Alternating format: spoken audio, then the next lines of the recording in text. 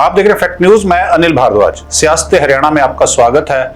चर्चा के लिए हर रोज की तरह मेरे साथ मौजूद हैं मेरे सहयोगी शमशेर चंदेल जी। शमशेर जी, स्वागत सियासत हरियाणा में। तो हरियाणा की सियासत बिल्कुल गर्माती जा रही है, बहुत हॉट हो रहे हैं मुकाबले। कई सीटों पे महारथी उतर आए हैं। बात की शुरुआत हम कर लेते हैं तो शाम से भारतीय जनता पार्टी ऑलरेडी श्रुति चौधरी को मैदान में उतार चुकी है और अब उनके ही चचेरे भाई जो है अनिरुद्ध चौधरी, उनको कांग्रेस ने मैदान में उतार दिया। एक तरह से बंसीलाल परिवार जो है वो आमने सामने इस समय तो शाम में दिख रहा है। और भी सीटों पे इसी तरह की स्थिति देखने को मिल रही है, कई सीटों पे। उन पे चर्चा आगे करेंगे। शुरुआत तो शाम से।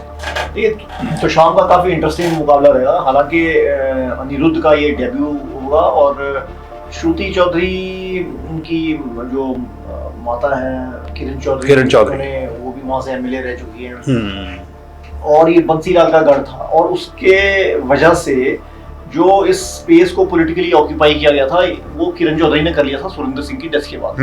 तो किरण चौधरी यहाँ एक्टिव थी, तो उस वजह से किरण चौधरी का काफी यहाँ बोलबाला है। और जो रिसेंट जो लोकसभा में राहुल दान सिंह की हार हुई इस बड़े हल्के से भिवानी महेंद्रगढ़ से, वो तो शाम की वजह से हुई है। तो ये मुकाबला तो कांटे का मुकाबला। और अनिरुद्ध का जो था, मैं आपको बताऊं कि ये सियासत में आने को तैयार थे, परिपक्व थे। ये तकरीबन 2-3 महीने पहले पता लगना शुरू हो गया था। इन्होंने एक यूट्यूब वीडियो में चैनल दिया था, में इंटरव्यू दिया था, उसमें कहा था कि भाई उन्होंने लॉ की पढ़ाई की है और इस सारी चीजें कही थी परिवार के बारे में और जो मनमुटाव वो सारा कुछ कहा था। और उससे ऐसा लग रहा था कि वो कहीं इस दिशा में आ सकते हैं। और अब ये रास्ते मुझे लग रहा है कि खुल ही गए, क्योंकि बिल्कुल श्रुति चौधरी मान लो अगर किरण चौधरी ना जाती तो श्रुति चौधरी को शायद कांग्रेस कंसिडर बिल्कुल। और अब वो हो गया कि अब अनिरुद्ध को उन्होंने इसमें दे दिया है। और मुझे लग रहा है कि ये ना सियासत में बड़ी वॉलेटाइल सी चीज है, फ्लूइड सी सिचुएशन रहती है। मान लो अगर वो कांग्रेस में रहती और कांग्रेस देती तो शायद अनिरुद्ध दूसरी तरफ बीजेपी में चले। हाँ, बस नेचुरल सी चीज। वो परिवार का जो है वो देखने को जरूर मिल रहा है इस समय। जबरदस्त लड़ाई है। ऐसी एक सीट उचाना कलां की बात कर लेते हैं। उचाना कलां में कभी मुकाबला जो है वो इनेलो प्रमुख ओम प्रकाश चौटाला और जब उस समय कांग्रेस में थे वीरेंद्र सिंह, खैर अब भी कांग्रेस में, लेकिन बाद में फिर बीजेपी में गए थे। लेकिन जब वो मुकाबला होता था कि चौटाला साहब और वीरेंद्र सिंह के मुकाबले भी मुकाबला होता है, जबरदस्त मुकाबले देखने को मिलते रहे। तो इस बार फिर से जो लग रहा है कि मुकाबला फिर से देखने को मिलेगा। देवीलाल परिवार से दुष्यंत चौटाला जेजेपी से उम्मीदवार होंगे और उनके सामने वीरेंद्र सिंह के पुत्र ब्रजेंद्र सिंह कांग्रेस से। अनिल जी, ये सीट ना मैंने पर्सनली बड़ी कवर की है। हाँ। और इलेक्शंस के दिन भी, इलेक्शन से पहले भी उचाना कलां लगभग ये बराबरी की लड़ाई थी। हॉट सीट रही है बहुत जल्द। ये शायद आप 2009 की बात कर रहे हैं। 2009 में ओम प्रकाश चौटाला वर्सेस वीरेंद्र सिंह था। हाँ, 2 सीटों से लड़े थे चौटाला साहब। हाँ, और बहुत ही क्लोज फाइट में 1400 सीटों। हाँ, बस इतनी वोट से वीरेंद्र सिंह हार गए थे। हाँ, इतनी। और उस टाइम बहुत क्लोज फाइट थी। अब ये लग रहा है कि इस वक्त अगर आप मेरे से पूछें, उचाना कलां थोड़ा सा ब्रजेंद्र सिंह का पलड़ा भारी है इस समय। हाँ, उसका कारण मैं आपको बताता हूँ कि अब जेजेपी के पास वो पावर नहीं है। अब वो ना इनेलो है, वही हाँ, बात वही है। इनेलो और जेजेपी का दो हिस्सों में जो बंटी है ना पार्टी। जो परिवार है, जब परिवार बढ़ जाता है तो उसका जो काडर भी बढ़ी जाता है। तो मुझे लगता है कि उस वजह से, हालांकि दुष्यंत चौटाला पिछली बार अच्छे उम्मीदवार थे, मुझे लग रहा है कि इस बार इतना आसान नहीं होगा। और ब्रजेंद्र सिंह कोई ऐसा नहीं कि उनको एकदम से किनारे कर दिया जाए। उनकी वो एक फॉर्मर IAS अधिकारी हैं। हाँ, बिल्कुल। और सियासत में भी पकड़ है, उनके पिताजी का रुतबा है। बिल्कुल है। वापसी की उन्होंने कांग्रेस में आने के बाद फिर मतलब पूरा एक तरह से होल्ड बनता हुआ दिख रहा है पार्टी में। बिल्कुल। और इस वजह से मुझे लग रहा है कि ये थोड़ी सी अभी लगता है कि हरजिंदर सिंह को इसमें थोड़ा सा एज है, लेकिन जैसे जैसे आगे बढ़ेगा देखते हैं किस तरह से चीजें चलती हैं। अब सारी चीजें क्लियर होंगी। अभी जो समझौते की बात चल रही है आम आदमी पार्टी का, कांग्रेस का, वो चीजें भी धीरे धीरे क्लियर होंगी। इसी तरह से फिर भाजपा को किस तरह से कंपेनिंग चलती है, जेजेपी की किस तरह चलती है, इनेलो वहाँ पे क्या क्या रहता है, तमाम सारी चीजें होंगी। मुकाबला बड़ा दिलचस्प जो है वो, ये 2 सीटों की हमने बात की। इससे आगे एक और इम्पोर्टेंट सीट गन्नौर की। फॉर्मर स्पीकर हैं विधानसभा के कुलदीप शर्मा, कांग्रेस ने उनको फिर से मैदान में उतारा है। हाँ, ये अभी इस सीट पे भाजपा का कोई उम्मीदवार नहीं दिखाई दे रहा है। तो क्योंकि जो पिछले इलेक्शन से 2014, क्योंकि अब ये ना 2014 की पहले की वाली स्थिति आती है। भाजपा स्ट्रॉन्ग तो है, पर भाजपा ने अभी कैंडिडेट दिया नहीं है। अब मुकाबला तो भाजपा के साथ ही होगा, क्योंकि कैंडिडेट नहीं दिया तो अभी ये कह नहीं सकते कि ये क्या होने वाला है इस सीट पे। पर कुलदीप शर्मा भी काफी स्ट्रॉन्ग कैंडिडेट है। सिर्फ इस वजह से नहीं कि वो कांग्रेस में इनकी जो मित्रता है, हाँ मित्रता है, अपना रिश्तेदारी है। विनोद शर्मा जी, उनके साथ रिश्तेदारी है। और विनोद शर्मा जी के परिवार से शक्ति रानी शर्मा कालका से बीजेपी की उम्मीदवार होगी, तो वो उनकी धर्मपत्नी है। वो उस तरह की इलेक्शन ये हो सकती है कि जैसे आप कर रहे थे ना, खड़ा एक मुखौटा खड़ा कर रहे थे। हाँ। तो बट वो तब पता लगेगा जब कोई फाइनली कैंडिडेट आ जाता है। हम उससे पहले पहली आंकलन लगाना शुरू करते हैं। हाँ, मुझे लग रहा है कि ऐसा हो सकता है, पॉसिबिलिटी है। तो आपने बड़ी इंपॉर्टेंट बात की, ये पॉसिबिलिटी है। एक सीट और महम सीट जो है वो चर्चाओं में बहुत रही है, पहले से भी रही है, अब भी चर्चाओं में है। बलराम दांगी को कांग्रेस ने वहां से उतारा, उनके मुकाबले दीपक हुड्डा हैं भारतीय जनता पार्टी के, ऑलरेडी उनको अनाउंस किया जा चुका है। दीपक हुड्डा पे बड़ी कंट्रोवर्सी हुई थी। ये कबड्डी प्लेयर है, फॉर्मर कहें या जो मर्जी कहें, फॉर्मर कबड्डी प्लेयर कह सकते हैं। और इन्होंने शमशेर सिंह खड़खड़ा को रिप्लेस किया था, और उस समय काफी बात हुई थी कि ये रिप्लेसमेंट गलत है, काफी नाराजगी भी हुई। महम अब उतनी इम्पोर्टेंट सीट नहीं है जितनी वो पहले थी, जब चौटालाज अपने पीक पे थे और जब यहाँ से इलेक्शन लड़ते थे। मगर हाँ, फिर भी एक गढ़ है ये चौटाला की पॉलिटिक्स का, अपार्ट फ्रॉम सरसा। तो ये भी एक गढ़ है, और इस वजह से ये सीट भी बड़ी मजेदार रहेगी, क्योंकि इस सीट पे भी ये कहना बड़ा मुश्किल है, क्योंकि यहाँ जो भाजपा में अंदरूनी कलह बहुत ज्यादा है, और वो कांग्रेस में अभी नहीं है, और आई भी नहीं सामने, नहीं तो अभी आ जानी थी। तो मुझे लग रहा है कि ये भी एक काफी अभी लग रहा है कि ये बराबरी का मुकाबला। 9 सीटें कांग्रेस ने, अब अगली सूची जिसकी हम जिक्र कर रहे हैं, 9 सीटों पे अपने उम्मीदवार घोषित किया। उनमें एक इंपॉर्टेंट सीट और है बादशाहपुर। भारतीय जनता पार्टी राव नरवीर को अनाउंस कर चुकी है वहां से, और वर्धन यादव को कांग्रेस ने मैदान में उतारा। कैसे देखते हैं सीट? देखिए, वर्धन यादव एक यंग कैंडिडेट है, नेशनल यूथ कांग्रेस के नेशनल सेक्रेटरी थे, और उस लिहाज से अच्छे कैंडिडेट है। पर राव नरवीर एक भारी भरकम कैंडिडेट है, और यादव वर्सेस राव ये जो है ना मुकाबला होगा, ये अहीरवाल बेल्ट है। मुझे लग रहा है कि देखिए, अगर आप रुतबा देखें तो राव नरवीर का बड़ा है, अगर आप मुझे वैसे पूछें, मगर क्योंकि एंटी इनकम्बेंसी, तो वैसे में आप हमेशा रुतबे से कई बार रुतबे पे जीत नहीं। हाँ, ये चीज हमने बहुत ज्यादा नोटिस की। 2022 का जो इलेक्शन हुआ ना पंजाब का, तो बड़े बड़े नाम जिनके बारे में कोई सोच भी नहीं सकता था कि वो हार जाएंगे, वो पता चला कि जी वो भी हार गए, वो भी हार गए। हाँ, वो जब वो एक सिस्टम चलता है पता नहीं चलता उसमें कि ये नाम जो है बड़े, कई बार ये होता है कि फिर वो कोई मतलब उनकी कोई रेलिवेंस ही नहीं रह जाती। तो एक सीट क्या और जिक्र करना बनता है। उसके बाद फिर हम आगे चलेंगे।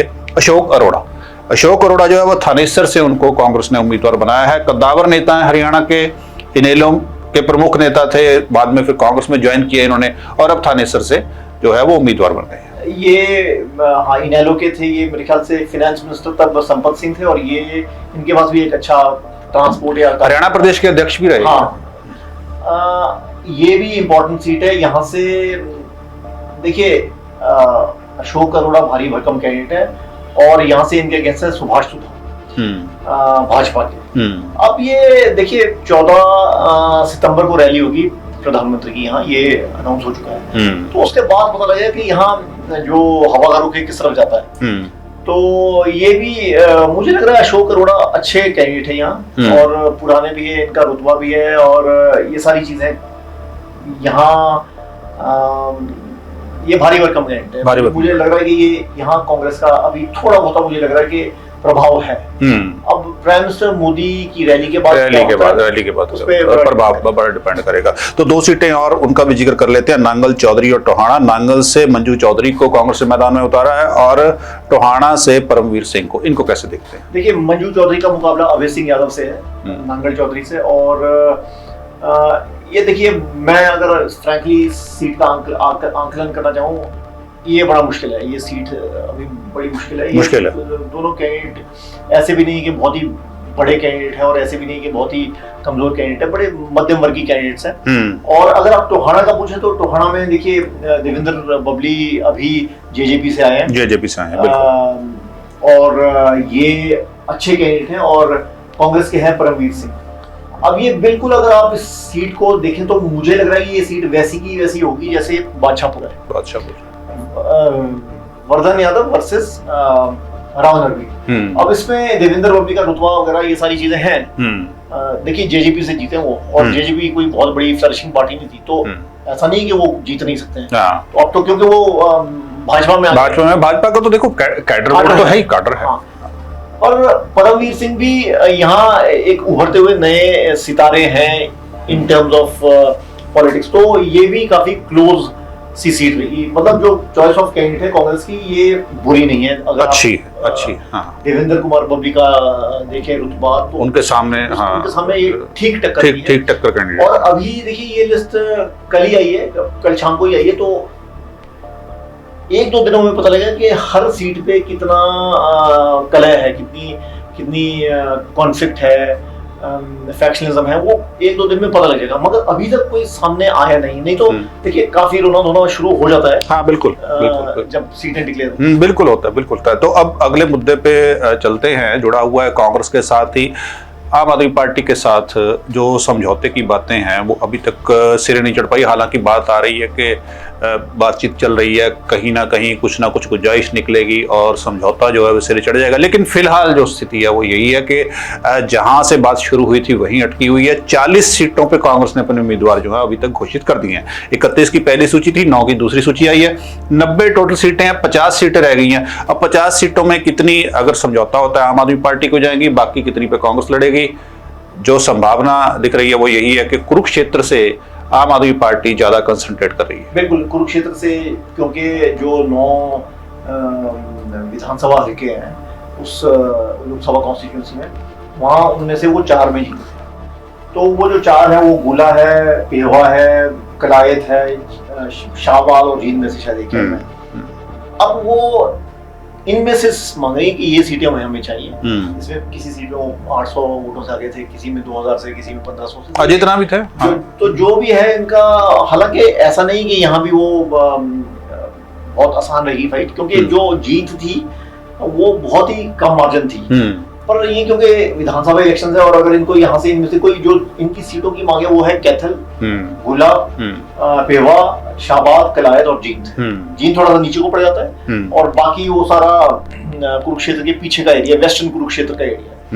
जैसे ही हम नेशनल हाईवे से चंडीगढ़ से दिल्ली को जाते हैं तो राइट हैंड साइड पे कुरुक्षेत्र पड़ता है, और पार्ट ऑफ कुरुक्षेत्र पड़ता है, और उसका जो पिछला हिस्सा है, उसका जो बैकयार्ड है, उसमें ये सारी कॉन्स्टिट्यूंसी उसमें आती है। तो ये उनकी मांग ये है। अब देखते हैं कि कांग्रेस उन्हें क्या क्या देती है। डिपेंड करता है कि भाजपा के कौन कैंडिडेट होंगे। बिल्कुल। और मुझे लग रहा है कि कांग्रेस को कोई आपत्ति नहीं होनी चाहिए इसमें से कुछ सीटें उनको देने। एक्चुअल में जैसे आपने बात की ना कि किसी पे 800, किसी पे 1000, किसी पे 2000, बिल्कुल ठीक है। सभी पार्टियों का जहां जहां भी किसी ने लीड किया, कम है ज्यादा है। लेकिन लोकसभा चुनाव और विधानसभा चुनाव का एक डिफरेंस ये रहता है कि लोकसभा में उतनी ज्यादा पेनिट्रेशन नेशनल लेवल पे, मतलब बिल्कुल अंदर जाकर के वोट खींचने की और 1 to 1 जाकर के टच करने की कि आप के वोट दीजिए। तो वो जो विधायक होते हैं, जैसे पार्लियामेंट इलेक्शन हुआ, पार्लियामेंट इलेक्शन में तो रैली की, वहां से अपना किया और निकल गए।